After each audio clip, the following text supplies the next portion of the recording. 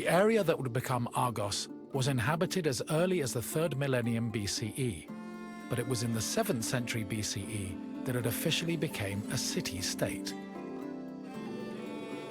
One of Argos's major pillars was its metallurgical industry.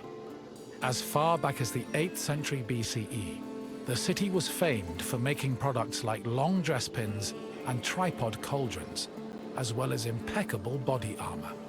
In addition to their technical excellence, the Argives were also creative, as seen in their masterful bronze sculpting, which became prominent in the city during the 6th and 5th century BCE.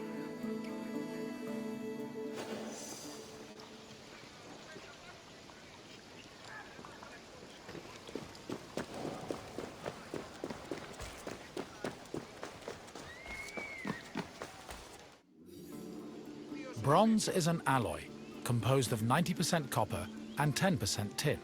Because of this, copper and tin needed to be smelted and combined to create the material needed for sculpting. After the bronze alloy was formed, it was melted in special furnaces.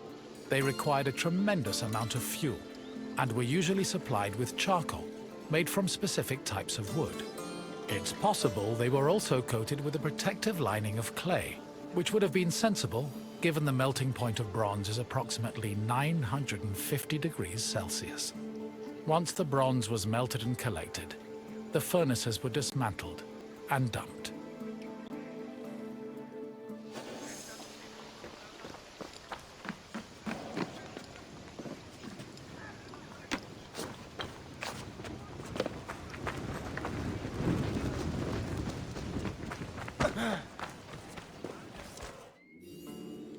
In the 8th century BCE, most small-scale statues were molded using a complicated and lengthy method called solid lost wax casting.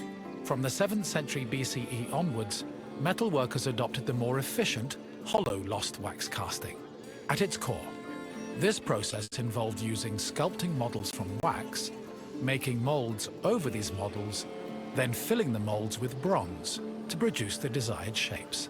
The process was advantageous because it saved on materials, produced lighter statues, and reduced the chance of possible defects.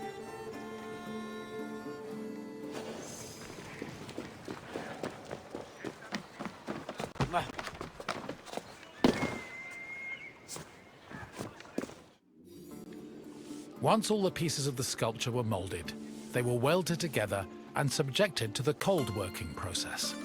This process involved repairing the sculpture's flaws by filling any holes and cracks with specifically measured bronze patches. Afterwards, the sculpture was scraped, chiseled, and polished until it was deemed satisfactory.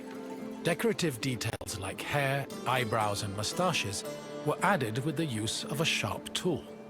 Eyes, which could be inset with ivory, glass, or silver, were attached to their sockets using a resinous kind of glue.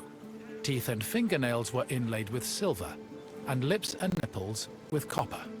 These small touches added color and contributed to the sculpture's lifelike appearance.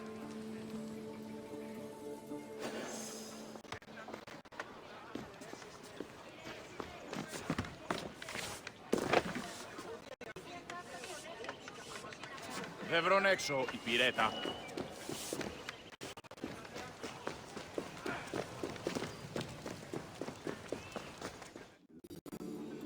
Bronze sculptures have a long and varied history in Greece.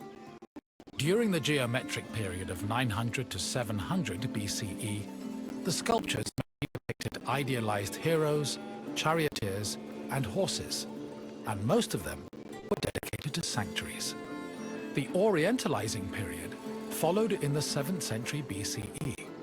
During this time, Greeks began adopting sculpting techniques from the East, and the depicted statues expanded to include mythological creatures like griffins and sphinxes.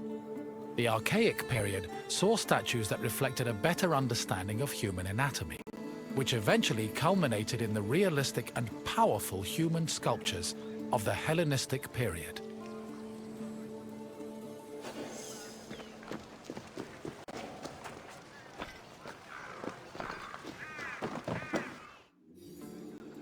Argos was the home of Polykleitos, one of the most famous sculptors in ancient Greece. His works, like the Doryphorus and Diadomenos, as well as his treatise on sculpting called the Canon, had a massive impact on the art as a whole, particularly in regards to ideal body proportions. Sadly, the original versions of Polykleitos' sculptures have been lost, along with most bronze statues from antiquity. As time went on, many bronze statues were melted down to be recycled in things like weapons, ammunition, and even church bells. Because of this, marble copies from the Roman period are our best evidence of the masterpieces of Greek sculpture.